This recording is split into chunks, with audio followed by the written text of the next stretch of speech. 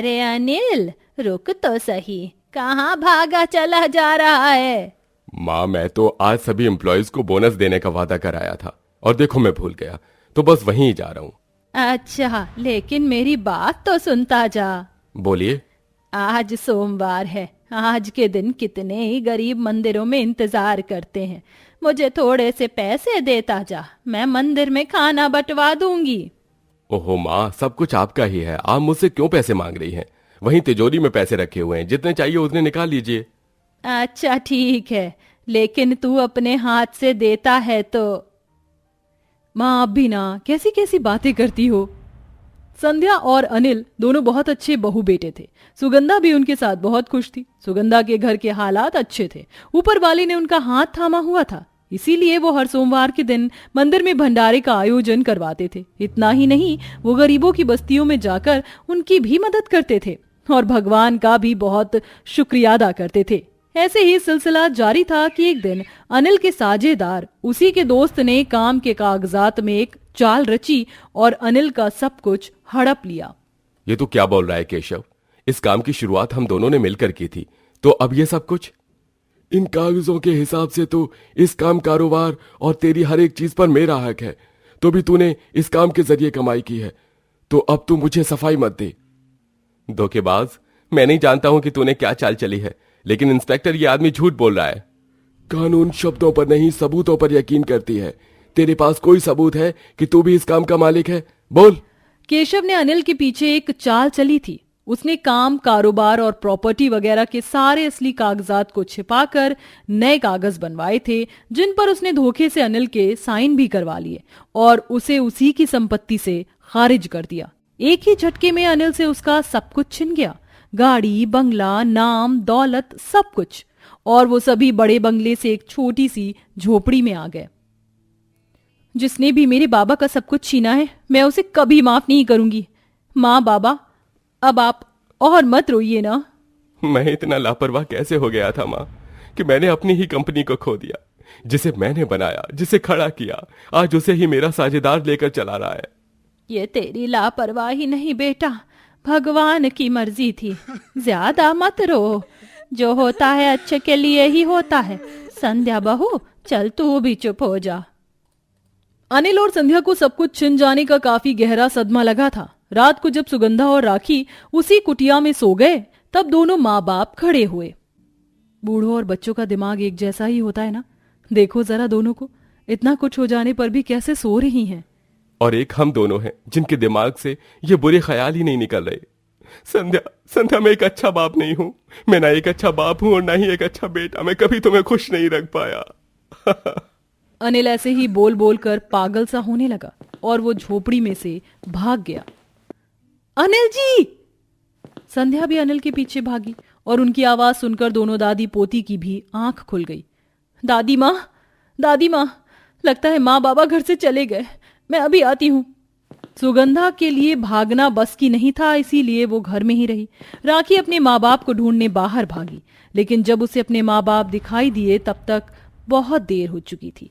अनिल ने अपने पागलपन और सदमे में एक सूखे हुए कुएं में कूदकर जान दे दी थी और पति के गम में संध्या राखी की आंखों के सामने कुएं में कूद गई, लेकिन राखी उसे बचा नहीं पाई।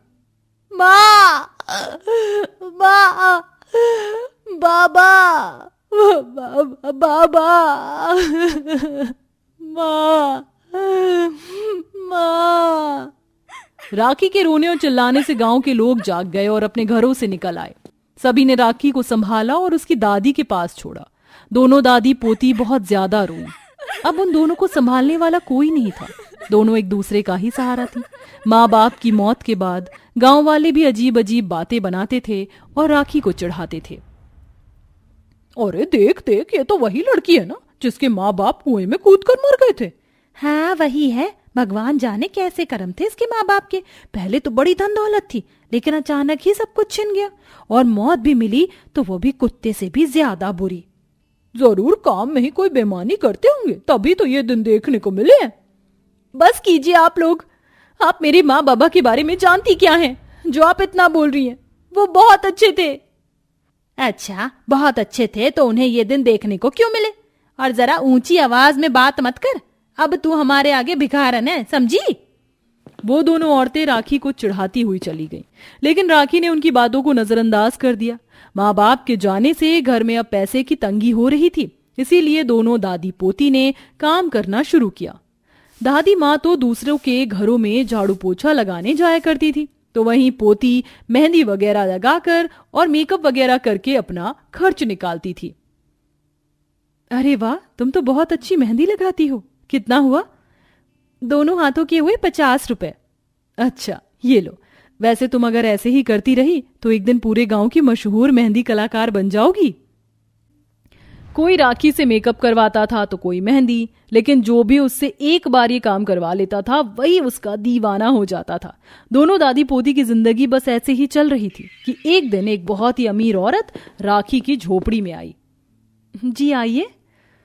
मैंने सुना है कि तुम मेकअप वगैरह करना जानती हो। जी। अच्छी बात है। जरा देखो, यहीं पास के पार्लर से मैंने ये मेकअप करवाया था, लेकिन ये कितना भद्दा है। तुम जरा मेरा अच्छा सा मेकअप कर दो।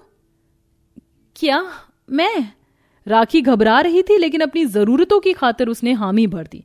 उसके पास कोई खास सामान तो नहीं था, लेकिन जो भी उसके पास था वो उसी से उस औरत का मेकअप करने खड़ी हो गई। पहले तो मेकअप बस ठीक ठाक ही लग रहा था, लेकिन जैसे ही उसने मेकअप पूरा किया वो बहुत ज्यादा सुंदर हो गया और वो अमीर औरत उसे देखकर खुश हो गई। अरे वाह, ये कौन से प्रोडक्ट तुमने इस्तेमाल किए हैं? लगता है कि मानो एयर ब्रश मेकअप करवाया हो। जी, ये तो सच में HD मेकअप जैसा लग रहा है, लेकिन कैसे? वो औरत राखी के काम से बहुत ज्यादा खुश हुई, जिसके बदले में उसने उसे अपना एक सोने का हार और बिन मांगे काफी सारे पैसे भी दिए। तुम इस सबकी हकदार हो, मैं चलती हूँ। वो औरत खुश होकर वहां से चली गई। राखी ने ये पूरी घटना अपनी दादी माँ को सुनाई।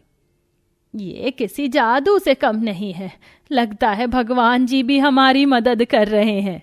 हाँ, शायद। दोनों दादी पोती इसी तरह से बातें ही कर रही थी कि तभी दीवार पर लगी हुई संध्या और अनिल की तस्वीर चमकने लगी और वो राखी और सुगंधा से बोले, हाँ राखी और माँ, ये एक जादू ही है। आप जानती हो, ये वो जादू है जो हमने आपके लिए भगवान से मांगा है। माँ, बाबा। रोना मत मेरी लाडो, वरना हमें अच्छा नहीं लगेगा। हमने ये जादू आपके लिए लिया, क्योंकि हम तो अब आपके लिए नहीं है ना। ये झोपड़ी जादुई हो गई है और इसीलिए वो मेकअप भी अच्छा हो गया था। अब तुम इससे जो भी मांगोगी तुम्हें मिल जाएगा। और माँ, अब वो दिन भी दूर नहीं जब पापी खुद आपको सब कुछ लौटाएगा।